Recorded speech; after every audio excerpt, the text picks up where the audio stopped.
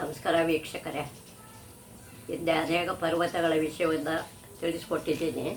ಇದು ಕೊನೆ ಪರ್ವತದ್ದು ವಿಷಯ ತಿಳ್ಕೊಳ್ಳೋಣ.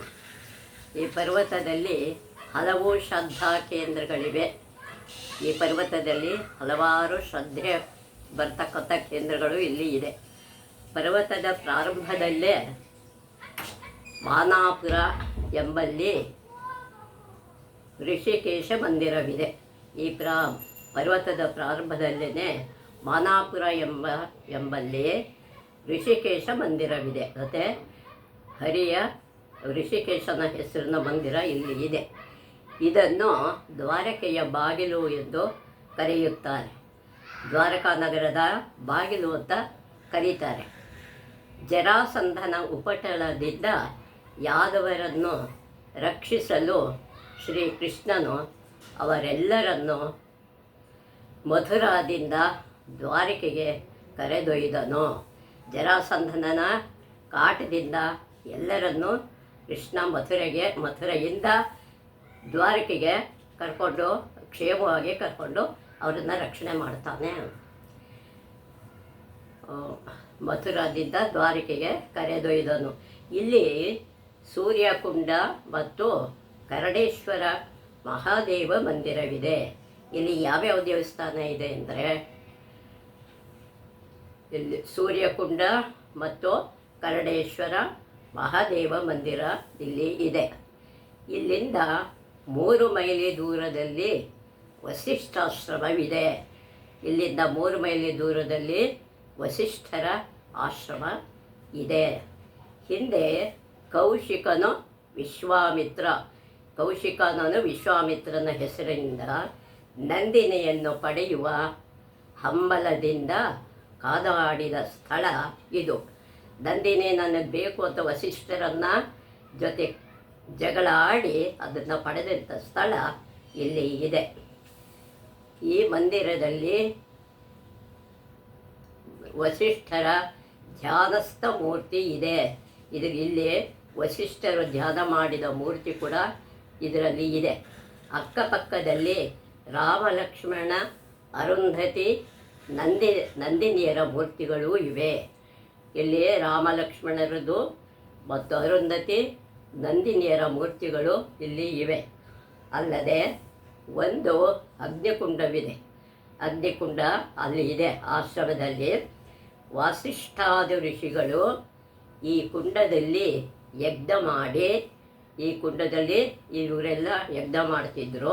ರಜಪೂತರ 4 ಅಗ್ನಿಕುಲಗಳನ್ನು ನಿರ್ಮಿಸಿದ 4 ರಜಪೂತರ ಅಗ್ನಿಕುಲವನ್ನು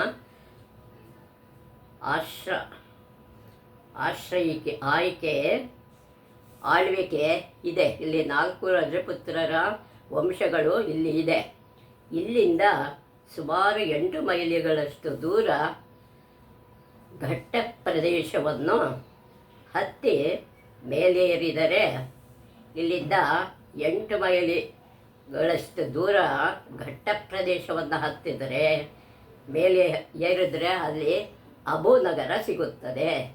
ಅಲ್ಲಿ ಒಂದು ಅಬುನಗರ ಅಂತ ನಗರ ಅಲ್ಲಿ ಸಿಕ್ಕುತ್ತೆ. ಈ ನಗರವು ಸುಮಾರು 14 ಮೈಲಿಗಳಷ್ಟು ಉದ್ದ. ಈ ನಗರ ಎಷ್ಟಿದೆ ಅಂದರೆ 14 ಮೈಲಿ ಉದ್ದ ಮತ್ತು 4 ಮೈಲಿಗಳಷ್ಟು ಅಗಲವಿದೆ. ಅಷ್ಟು ದೊಡ್ಡ ನಗರ ಅದು. ಅಬುನಗರದ ಬಳಿ ನಾಕಿ ತಲಾವ್ ಅನ್ನೋ ಒಂದು ನಗರ ಇದೆ. ನಾಕಿ ತಲಾವ್ ಎಂಬ ಸರೋವರವಿದೆ. ಅಲ್ಲಿ ಸರೋವರ ಇದೆ, ನಾಕಿ ತಲಾವ್ ಅನ್ನೋದು. ಅಬುವಿನ ಸೌಂದರ್ಯಕ್ಕೆ ಮತ್ತಷ್ಟು ಬೆರುಗನ್ನಿತ್ತ, ಅದು ಇನ್ನೂ ಅದಕ್ಕೆ ಲಕ್ಷಣವನ್ನು ಕೊಟ್ಟಂಥ ಯಾವುದೋ ಬೆರುಗನ್ನಿತ್ತ ಈ ಸರೋವರವನ್ನು ದೇವತೆಗಳು ತಮ್ಮ ಉಗುರಿನಿಂದ ನಖನಿಂದ ಸೃಷ್ಟಿಸಿದ್ದರಂತೆ. ಇಲ್ಲಿ ದೇವತೆಗಳು ತಮ್ಮ ಉಗುರುಗಳಿಂದ ಒಂದು ಸರವನ್ನು ಸೃಷ್ಟಿ ಮಾಡ್ತಾರೆ.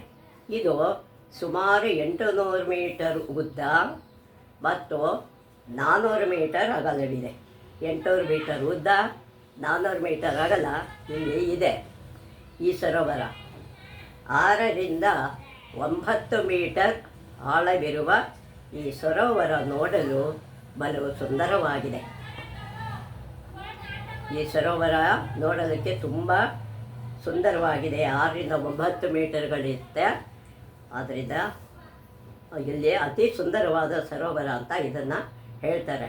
ಇದರ ಸುತ್ತ ಸುಂದರ ಉದ್ಯಾನವನಗಳೂ ಎದ್ದಿವೆ. ಇಲ್ಲಿನ ಇನ್ನೊಂದು ಆಕರ್ಷಣೆ ಎಂದರೆ, ಇಲ್ಲಿಂದ ಇನ್ನೊಂದು ಏನು ಆಕರ್ಷಣೆ ಅಂದರೆ ಸುತ್ತಲೂ ನಿಂತಿರುವ ಬಂಡೆಗಳು. ಇದರ ಸುತ್ತಲೂ ಬಂಡೆಗಳಿದೆ. ಮಾನವ ಮತ್ತು ಪ್ರಾಣಿಗಳ ವಿವಿಧಾಕೃತಿಗಳಲ್ಲಿರುವ, ಇದು ಹೇಗಪ್ಪ ಇರುತ್ತೆ ಅಂದರೆ ಮಾನವ ಮತ್ತು ಪ್ರಾಣಿಗಳ ಬೇರೆ ಬೇರೆ ಆಕಾರದಲ್ಲಿ ಇರತಕ್ಕಂಥ ಈ ಶಿಲೆಗಳು ಎಲ್ಲರ ಗಮನ ಸೆಳೆಯುತ್ತದೆ. ಎಲ್ಲರ ಗಮನವನ್ನು ಇಲ್ಲಿ ಯಾತಕ್ಕೆ ಸೆಳೆಯುತ್ತೆ ಅಂದರೆ, ಒಂದು ಶಿಲೆ ನೀರಲ್ಲಿ ಧುಮುಕಲು, ಒಂದು ಶಿಲೆ ನೀರಲ್ಲಿ ಧುಮುಕೋದಕ್ಕೆ ಸಿದ್ಧವಾಗಿದ್ದರೆ, ಕಪ್ಪೆಯಂತಿದ್ದರೆ, ಸಿದ್ಧವಾದ ಕಪ್ಪೆಯಂತೆ ಇದ್ದರೆ ಈ ಸರೋವರ, ಇನ್ನೊಂದು ನಂದಿಯಂತೆ, ಇನ್ನೊಂದು ಶಿಲೆ ನಂದಿಯಂತಿರುತ್ತೆ, ಮತ್ತೊಂದು ಶಿಲೆ ಒಂಟೆಯಂತೆ, ಮಗದೊಂದು ಭಗವದ್ ಭಕ್ತಿಯಲ್ಲಿ, ಇನ್ನೊಂದು ಶಿಲೆ ಭಗವದ್ ಭಕ್ತಿಯಲ್ಲಿ ಮಗ್ದಳಾಗಿರುವ ವಿರಕ್ತಿಯಂತೆ ತೋರುತ್ತದೆ. ಆ ಕಲ್ಲುಗಳೇ ಆ ರೀತಿ ತಯಾರಾಗಿಬಿಟ್ಟಿರ್ತವೆ ಆ ಪ್ರಕೃತಿಯಿಂದ. ಸರೋವರದ ಒಂದು ಪಾರ್ಶ್ವದಲ್ಲಿ 14ನೇ ಶತಮಾನದಲ್ಲಿ, ಒಂದು ಪಕ್ಕದಲ್ಲಿ 14ನೇ ಶತಮಾನದ ಸ್ವಾಮಿ ರಮಾನಂದರು ಸ್ಥಾಪಿಸಿದ ರಘುನಾಥ ಮಂದಿರವಿದೆ. 14ನೇ ಶತಮಾನದಲ್ಲಿ ಸ್ಥಾಪಿತ ರಮಾನಂದರು ರಘುನಾಥ ಮಂದಿರನ ಸ್ಥಾಪನೆ ಮಾಡಿದ್ದಾರೆ. ಅಬುವಿನಿಂದ 3 ಕಿಲೋಮೀಟರ್ ದೂರದಲ್ಲಿ ಅರ್ಬುದ ದೇವಿಯ ಗುಹಾ ಮಂದಿರವಿದೆ. ಇಲ್ಲಿ ಅಬುವಿನಿಂದ 3 ಕಿಲೋಮೀಟರ್ ದೂರದಲ್ಲಿ ಅರ್ಬುದ ದೇವಿಯ ಗುಹಾ ಮಂದಿರ ಇದೆ. ಗುಹೆ ಒಳಗೆ ಹೋಗಬೇಕು, ಅಲ್ಲಿ ಹೋಗಬೇಕಾದರೆ ಇವಳು ಪರ್ವತದ ಸ್ಥಳ ದೇವತೆ. ಆ ಪರ್ವತದ ಸ್ಥಳ ದೇವತೆ ಆಗಿರ್ತಾಳೆ.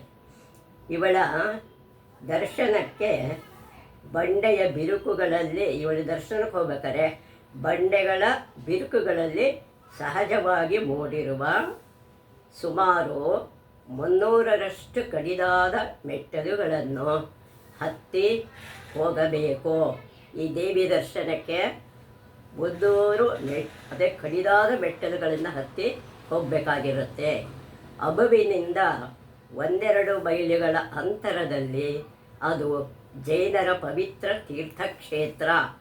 ಇಲ್ಲಿ ಜೈನರ ಪವಿತ್ರ ಕ್ಷೇತ್ರಗಳು ಇಲ್ಲಿ ಇದೆ. ದಿಲ್ವಾಡಾದಲ್ಲಿ ಜೈನರ 5 ಪ್ರಮುಖ ಮಂದಿರಗಳಿವೆ.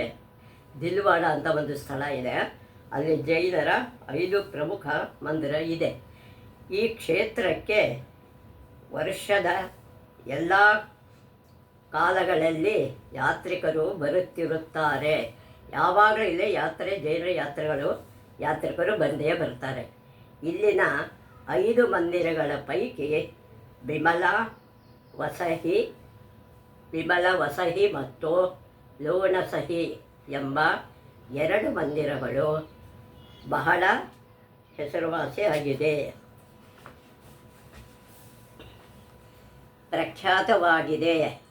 ವಿಮಲಸಹಿ ಮತ್ತು ಮಂದಿರವು ಗುಜರಾತದ ಚಾಲುಕ್ಯ ರಾಜ 1ನೇ ಭೀಮದೇವನ ಮಂತ್ರಿಯಾದ ವಿಮಲ ಎಂಬುವನಿಂದ ಕಟ್ಟಿಸಲ್ಪಟ್ಟಿತು.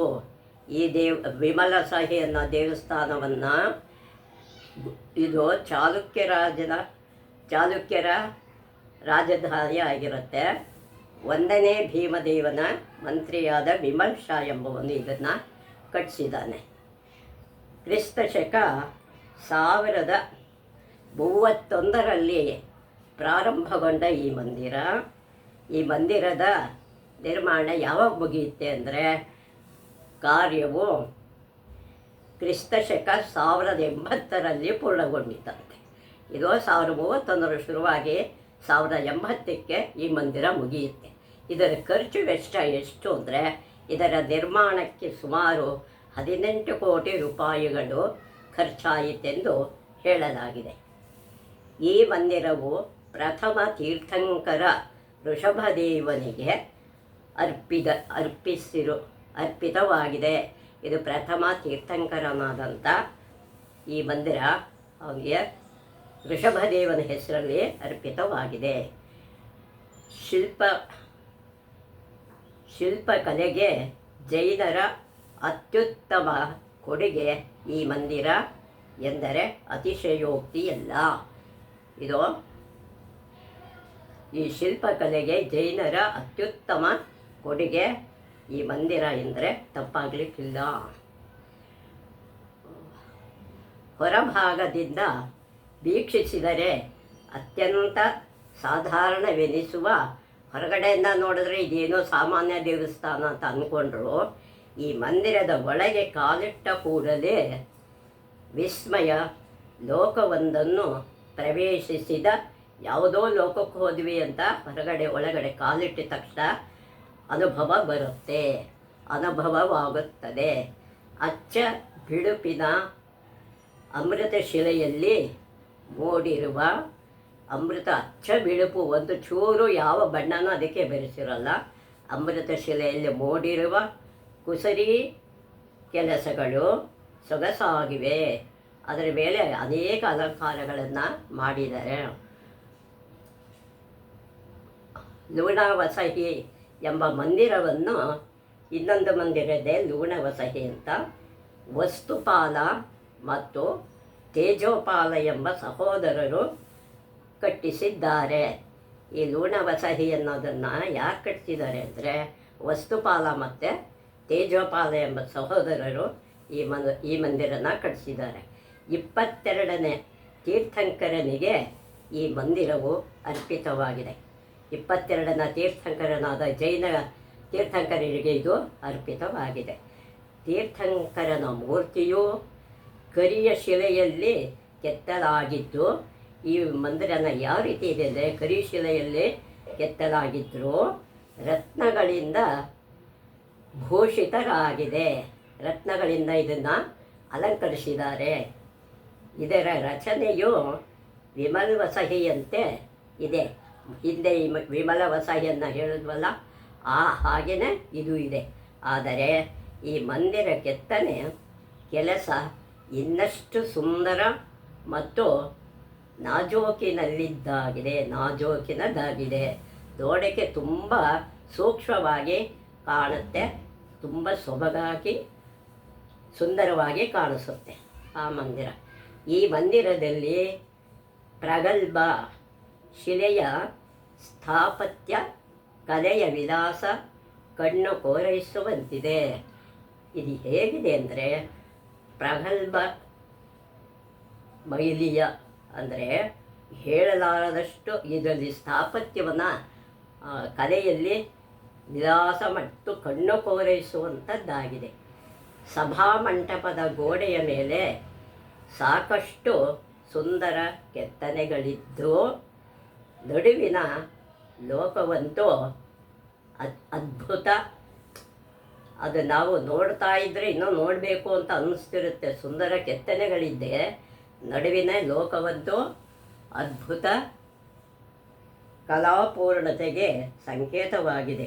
ಈ ಕಲೆಗೆ ಏನು ಇಷ್ಟೊಂದು ಮಾಡಿದ್ದಾರೆ ಅನ್ನೋದು ಆ ಭಾವನೆಗೆ ಬರುತ್ತೆ. ಚೌಮುಖಜಿ ಮಂದಿರ, ಶಾಂತಿನಾಥ ಮಂದಿರ ಮತ್ತು ವಚ್ಚಾಶಃ ಮಂದಿರ ದಿಲ್ವಾಡದ ಇತರ 3 ಪ್ರಸಿದ್ಧ ಮಂದಿರಗಳು ಯಾವುದೇನಪ್ಪ ಅಂದರೆ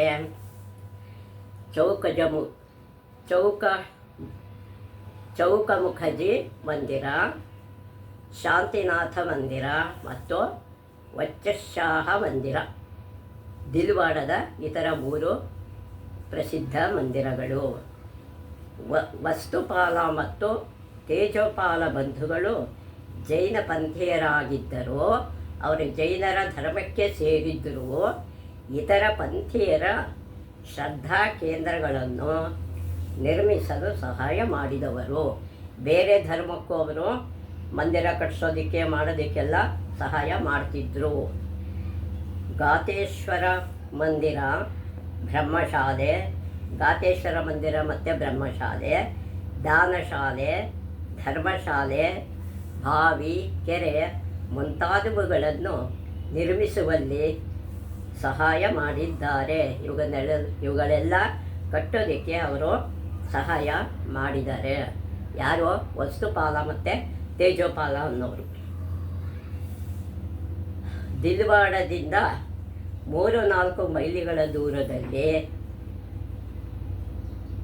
ಅಚಲೇಶ್ವರ ಮಂದಿರವಿದೆ. ಇದು ದಿಲ್ವಾಡದಿಂದ 3-4 ಮೈಲಿಗಳ ದೂರದಲ್ಲಿ ಅಚಲೇಶ್ವರ ಮಂದಿರ ಇದೆ. ಈ ಮಂದಿರದಲ್ಲಿ ನೋಡಬೇಕಾದ ಅನೇಕ ಸಂಗತಿಗಳಿವೆ. ಇದರಲ್ಲಿ ಅನೇಕ ನೋಡಬೇಕಾದ ಸ್ಥಳಗಳು ಇಲ್ಲಿ ಇದೆ. ಅಲಗುತ್ತಿದ್ದ ಅರ್ಬುದಗಿರಿಯನ್ನು ಶಿವನು ತನ್ನ ಹೆಬ್ಬೆರಳಿನಿಂದ ಒತ್ತಿ ಅಚಲಗೊಳಿಸಿದಂತೆ. ಶಿವ ಏನು ಮಾಡ್ದ? ಅಲಗುತ್ತಿದ್ದ ಅರ್ಬುದಗಿರಿನ ಶಿವನೇನು ಮಾಡ್ತಾನೆ? ತನ್ನ ಹೆಬ್ಬೆರಳಿನಿಂದ ಒತ್ತಿ ಅಚಲಗಳು ಅಂದರೆ ನಿಲ್ಲಿಸ್ತಾನೆ, ಅಲ್ಲಾಡದೇ ಇರೋ ರೀತಿ. ಆದ್ದರಿಂದ ಇಲ್ಲಿ ಅಚಲೇಶ್ವರ ಮಹಾದೇವ ಮಂದಿರವನ್ನು ಕಟ್ಟಿಸಲಾಗಿದೆ. ಇಲ್ಲಿ ಅದಕ್ಕೋಸ್ಕರ ಇಲ್ಲಿ ಅಚಲೇಶ್ವರ ಮಂದಿರನ ಕಟ್ಟಿಸಲಾಗಿದೆ. ಅವನ ಆ ಹೆಬ್ಬೆರಳು ಹಿತ್ತಾಳೆಯ ನಂದಿ ವಿಗ್ರಹ ನೋಡಲು ಬಲು ಚೆನ್ನಾಗಿದೆ, ಬಹು ಚೆನ್ನಾಗಿರುತ್ತೆ. ಅದು ಹಿತ್ತಾಳೆಯ ನಂದಿ ಇದೆ, ನಂದಿ ವಿಗ್ರಹ ಇದೆ, ನೋಡಲು ಬಲು ಚೆನ್ನಾಗಿದೆ. ಅದು ಯಾವಾಗಾಯಿತು ಅಂದರೆ ಕ್ರಿಸ್ತ ಶಕ 813ರಲ್ಲಿ ಈ ಮಂದಿರವನ್ನು ನಿರ್ಮಿಸಲಾಯಿತು. ಕ್ರಿಸ್ತ ಶಕ 813ರಲ್ಲಿ ಈ ಮಂದಿರವನ್ನು ನಿರ್ಮಿಸಿದ್ದಾರೆ. ಅಚಲೇಶ್ವರದಿಂದ ಸ್ವಲ್ಪ ದೂರದಲ್ಲಿ ಅಚಲಗಿರಿ ಎಂಬ ಕೋಟೆ ಇದೆ. ಸ್ವಲ್ಪ ದೂರದಲ್ಲಿ ಅಚಲಗಿರಿ ಎಂಬ ಅಚಲಗಢ ಎಂಬ ಕೋಟೆ ಇದೆ. ಇದನ್ನು ಪರಮಾರ ವಂಶದ ರಾಜರು 9ನೇ ಶತಮಾನದಲ್ಲಿ ಕಟ್ಟಿಸಿರಬಹುದೆಂಬ ಅಭಿಪ್ರಾಯ ಇದೆ. ಇದು ಯಾವಾಗ ಕಟ್ಟಿಸಿದ್ರು ಅಂದರೆ ಇದು ಪರಮಾರ ವಂಶಜ ರಾಜರು 9ನೇ ಶತಮಾನದಲ್ಲಿ ಕಟ್ಟಿಸಿರಬಹುದು ಅಂತ ಊಹೆ ಇದೆ. ಕ್ರಿಸ್ತ ಶಕ 1433ರಲ್ಲಿ ಮೇವಾಡದ ರಣಕುಂಭನು 1433ರಲ್ಲಿ ಮೇವಾಡದ ರಣಕುಂಭನು ಇದನ್ನು ದುರಸ್ತಿಗೊಳಿಸಿದ್ದಾನೆ. ಅಂದರೆ ಇದನ್ನು ಮತ್ತೆ ಪುನರುಜ್ಜೀವನಗೊಳಿಸಿದ್ದಾನೆ. ಇಲ್ಲಿ ಜೈನ 4 ಸುಂದರ ದೇಗುಲಗಳಿವೆ. ಜೈನರದು 4 ದೇವಸ್ಥಾನ ಇಲ್ಲಿದೆ. ಇಲ್ಲಿಂದ 2 ಮೈಲಿ ದೂರದಲ್ಲಿ ಬರಿವ ಗ್ರಾಮದಲ್ಲಿ ಕೋಟೇಶ್ವರ ಮಹಾದೇವನ ಮಂದಿರವಿದೆ. ಇಲ್ಲಿಂದ 2 ಮೈಲಿ ದೂರದಲ್ಲಿ ಬರಿಯ ಅನ್ನೋ ಗ್ರಾಮದಲ್ಲಿದೆ ಕೋಟೇಶ್ವರ ಅನ್ನೋ ಮಹಾದೇವನ ಮಂದಿರ ಕೂಡ ಇಲ್ಲಿ ಮಂದಿರ ಇದೆ.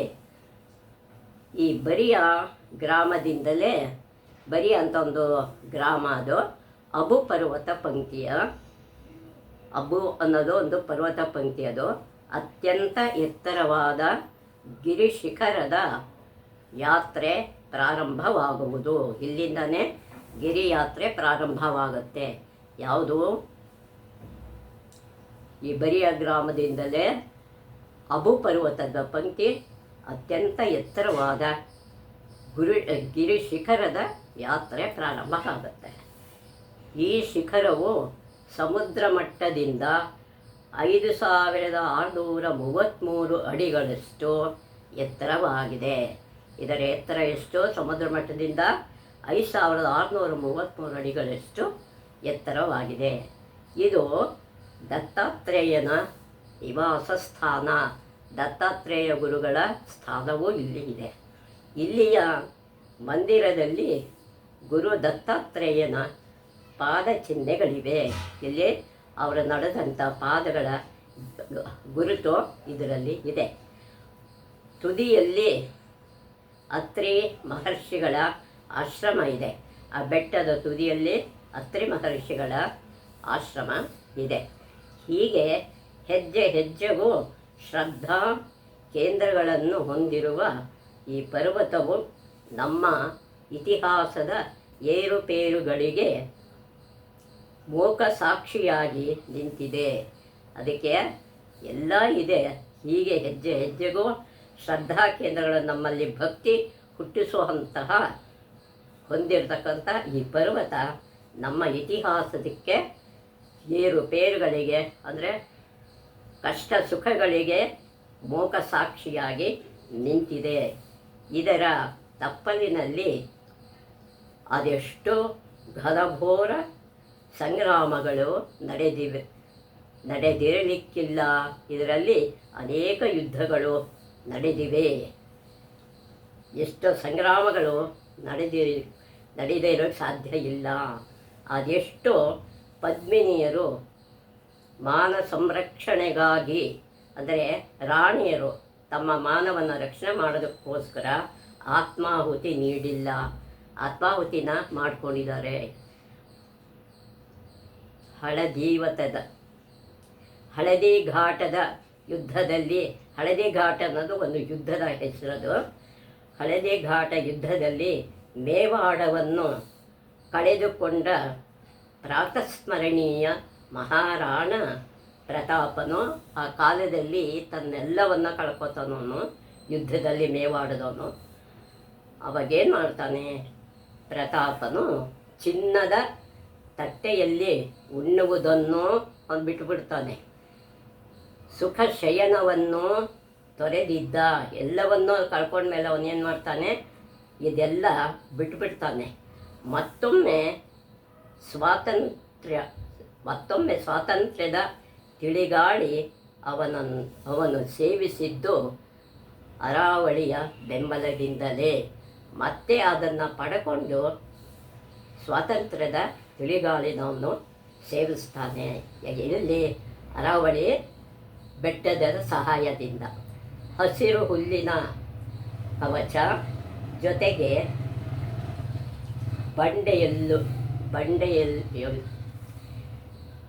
ಬಂಡೆ ಕಲ್ಲುಗಳು ತೋರುವ ಆಶ್ರಮಗಳು, ಮಂದಿರಗಳು, ಬಗೆ ಬಗೆಯ ಪ್ರಕೃತಿಯ ರಮ್ಯ ದೃಶ್ಯಗಳೊಂದಿಗೆ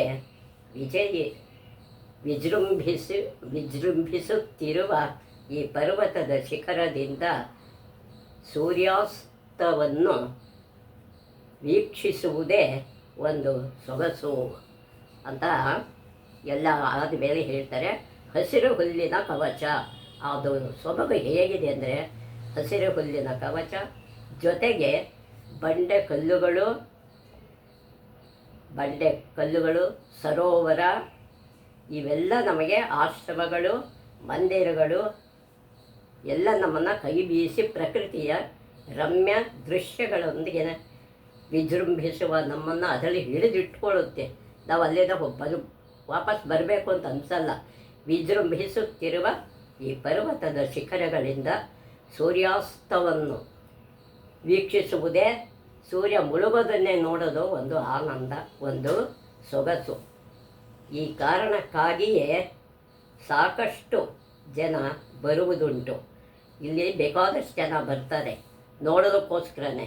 ಈ ವೈಭವ ಸವಿಯಲೆಂದೇ ನಮಗೆ ದೃಷ್ಟಿ ಕೊಡು ಎಂದು ಅಂಧರು ಇಲ್ಲಿ ಸೂರ್ಯದೇವನನ್ನು ಪ್ರಾರ್ಥಿಸುತ್ತಾರೆ. ಈ ದೃಶ್ಯವನ್ನು ವೀಕ್ಷಣೆಗಾಗಿ ನಮ್ಮ ಕಣ್ಣು ಕೊಡಬಾರದೆ ಅನ್ನನ್ನು ಸೂರ್ಯನನ್ನು ಅವರು ಪ್ರಾರ್ಥಿಸುತ್ತಾರೆ. ಅಂತಾರಾಷ್ಟ್ರೀಯ ಪ್ರವಾಸಿ ತಾಣವಾಗಿರುವ ಆದರೆ ಬೇರೆ ಬೇರೆ ದೇಶದವರೆಲ್ಲ ಇಲ್ಲಿ ಬಂದು ಅಬು ಅಬು ಸ್ವಸ್ಥ ಮನಸ್ಸಿಗೂ ದೇಹಕ್ಕೂ ಮುದ ನೀಡುವ ತಾಣ. ದೇಹಕ್ಕೆ ಮತ್ತು ಮನಸ್ಸಿಗೆ ಒಂದು ಆನಂದ ನೀಡುವಂಥ ಈ ನಾಡು ಅಬು ಆಗಿದೆ. ಈಗ ಪಾರ್ಶ್ವನಾಥ ಕೊನೆಯ ಮಂದಿರ ಅದು.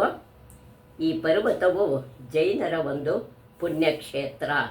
ಜೈನರಿಗಾಗೆ ಅದು ಇರುವಂಥ ಪುಣ್ಯಕ್ಷೇತ್ರ ಅದು. ಪಾರ್ಶ್ವನಾಥ ಎಂಬ ಶಬ್ದ ಅಪಭ್ರಂಶ. ಪಾರ್ಶ್ವನಾಥ ಎರಡೂ ಒಂದೇ. ಜೈನ ಸಂಪ್ರದಾಯದ ಎಲ್ಲ ಪಂಗಡದವರು ಇದನ್ನು ಪರಮಶ್ರೇಷ್ಠ ಕ್ಷೇತ್ರ ಎಂದು ಭಾವಿಸುತ್ತಾರೆ. ಇದು ತುಂಬ ಶ್ರೇಷ್ಠವಾದ ಕ್ಷೇತ್ರ ಜೈನರಿಗೆ. ಇದು ಬಿಹಾರದ ಹಜಾರಿಬಾಗ್ ಜಿಲ್ಲೆಯಲ್ಲಿದೆ. ಇದು ಎಲ್ಲಿದೆ ಅಂದರೆ ಬಿಹಾರದ ಹಜಾರಿಬಾಗ್ನ ಜಿಲ್ಲೆಯಲ್ಲಿ ಇದು ಇದೆ. ಜೈನರಲ್ಲಿ 24 ಮಂದಿ ತೀರ್ಥಂಕರರಿದ್ದಾರೆ. ಎಷ್ಟು? 24 ಜನ ತೀರ್ಥಂಕರರು ಜೈನರಲ್ಲಿ ಇದ್ದಾರೆ. ಇವರಲ್ಲಿ ಆದಿನಾಥನು ಕೈಲಾಸದಲ್ಲಿ ವಸುಪೂಜ್ಯನು, ಚಂದಮಾಪುರಿಯಲ್ಲಿ ನೇಮಿನಾಥನು, ಗಿರಿನಾರದರಲ್ಲಿ ಮತ್ತು ಕೊನೆಯ ತೀರ್ಥಂಕರ ಮಹಾವೀರನು ಪಾವಪುರಿಯಲ್ಲಿ ನಿರ್ವಾಣ ಹೊಂದಿದರು. ಯಾರಲ್ಲಿ ಎಲ್ಲೆಲ್ಲಿದ್ದರು ಅಂದರೆ ಇವರಲ್ಲಿ ಆದಿನಾಥನು ಕೈಲಾಸದಲ್ಲಿ ಇದ್ದ, ವಸುಪೂಜ್ಯನು ಚಂಪಾಪುರಿಯಲ್ಲಿ, ನೇಮಿನಾಥನು ಗಿರಿನಾರದಲ್ಲಿ ಇದ್ದಂತೆ ಮತ್ತು ಕೊನೆಯ ತೀರ್ಥಂಕರ ಮಹಾವೀರನು ಪಾವನಪುರಿಯಲ್ಲಿ ನಿರ್ವಾಣ ಹೊಂದಿದರು. ಇಲ್ಲಿ ನಿರ್ವಾಣ ಪಡೆದವರಲ್ಲಿ ಕೊನೆಯವನು ಪಾರ್ಶ್ವನಾಥನೆಂಬ 22ನೇ ತೀರ್ಥಂಕರನು. ಇಲ್ಲಿಯೇ ನಿರ್ವಾಣ ಹೊಂದಿದವರು ಯಾರು ಅಂದರೆ ಪಾರ್ಶ್ವನಾಥ ತೀರ್ಥಂಕರನು 22ನೇವನು. ಆದ್ದರಿಂದ ಇದನ್ನು ಪಾರ್ಶ್ವನಾಥ ಎಂದು ಕರೆದಿದ್ದಾರೆ. ಜೈನ ಗ್ರಂಥಗಳಲ್ಲಿ ತಮ್ಮೆದಗಿರಿ ಅನ್ನೋ ಅವ್ರ ಭಾಷೆಯಲ್ಲಿ ಹೇಳ್ತಾರೆ. ತಮ್ಮೆದಗಿರಿ, ಸಮ್ಮೇದ ಶಿಖರ, ಸಮ್ಮೇದಾಚಲ ಮುಂತಾಗಿ ಈ ಪರ್ವತದ ಉಲ್ಲೇಖವಿದೆ. ಅದು ಅವರ ಇದರಲ್ಲಿ ಏನು ಹೇಳ್ತಾರೆ ಅಂದರೆ, ಜೈನ ಗ್ರಂಥದಲ್ಲಿ ಸಮ್ಮೇದಗಿರಿ,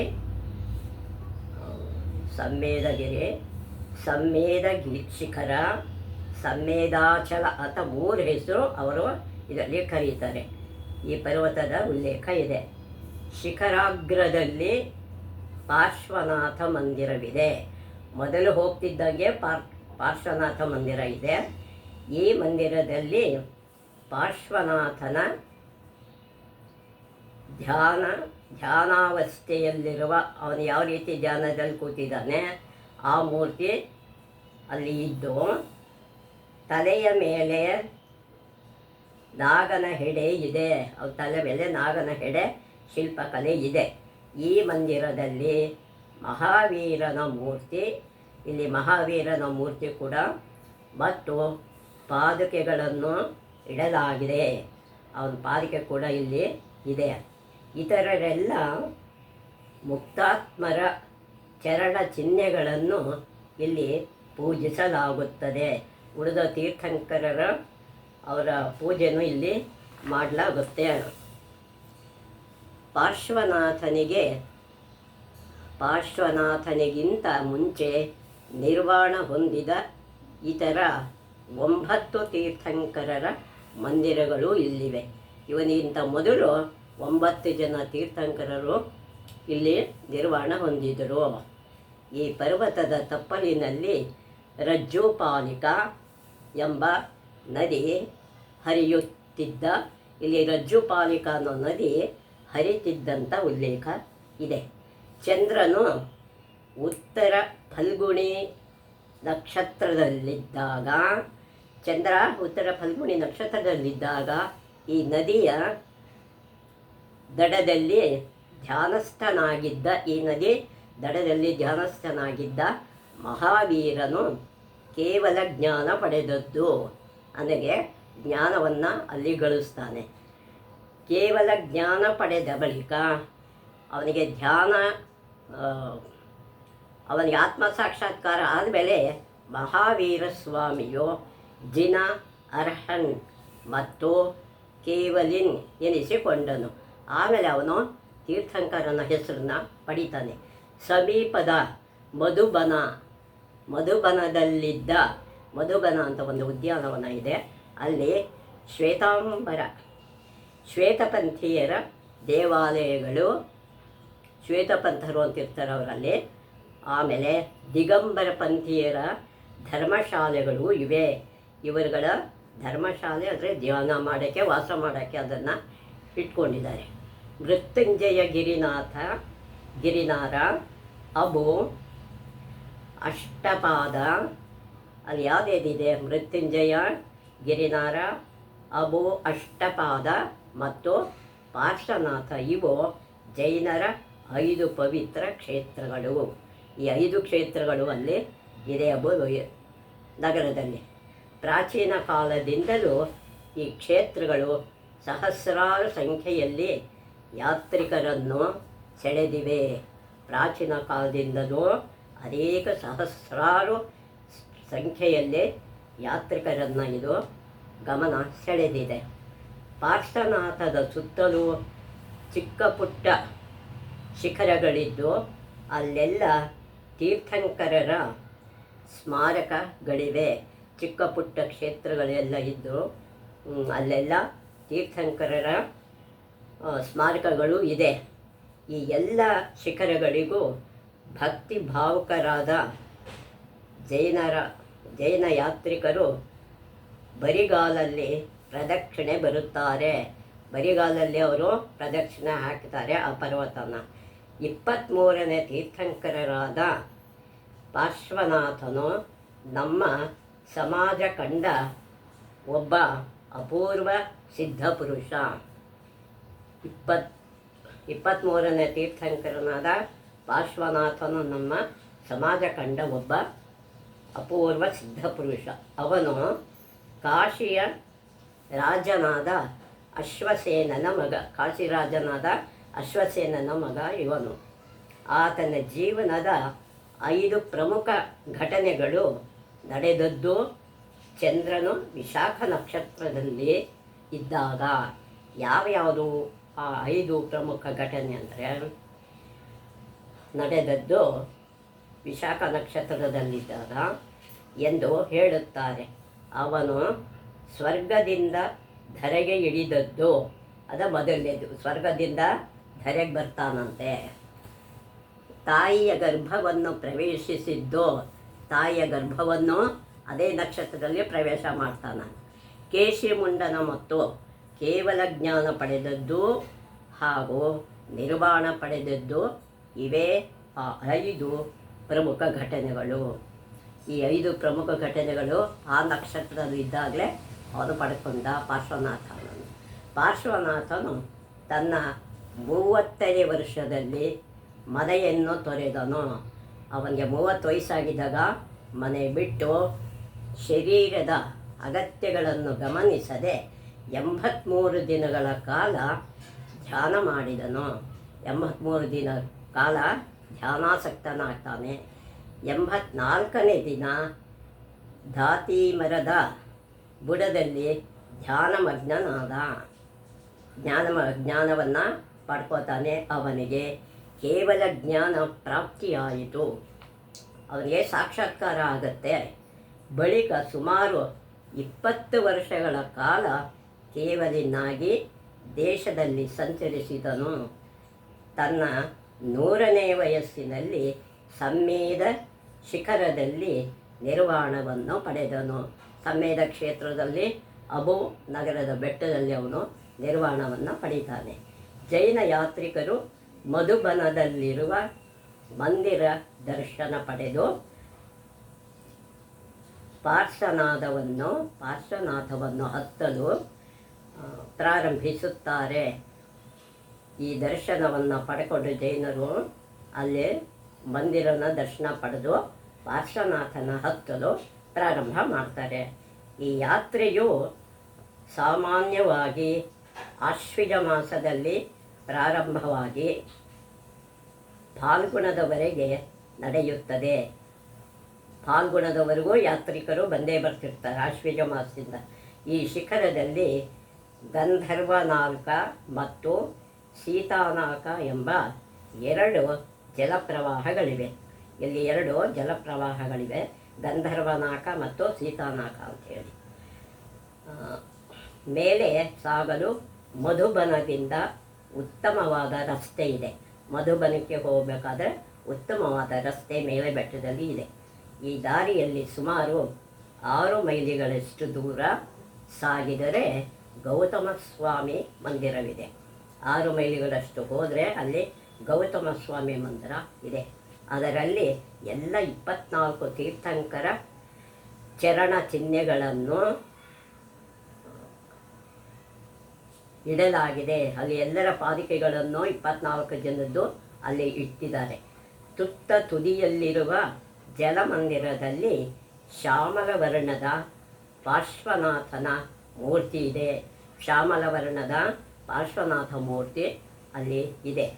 20 ತೀರ್ಥಂಕರರು ನಿರ್ವಾಣ ಪಡೆದ ಈ ಸ್ಥಳ ಜೈನರ ಕಾಶಿ ಎಂದರೆ ತಪ್ಪಾಗದು. ಇಲ್ಲಿ 20 ತೀರ್ಥಂಕರ ನಿರ್ವಾಣ ಹೊಂದಿದ ಜಾಗ. ಅದರಿಂದ ಈ ಸ್ಥಳವನ್ನು ಜೈನರ ಕಾಶಿ ಅಂದರೆ ತಪ್ಪಾಗಲ್ಲ ಅನ್ನೋದು ಇತಿಹಾಸರ ಉದ್ದೇಶ ಆಗಿದೆ.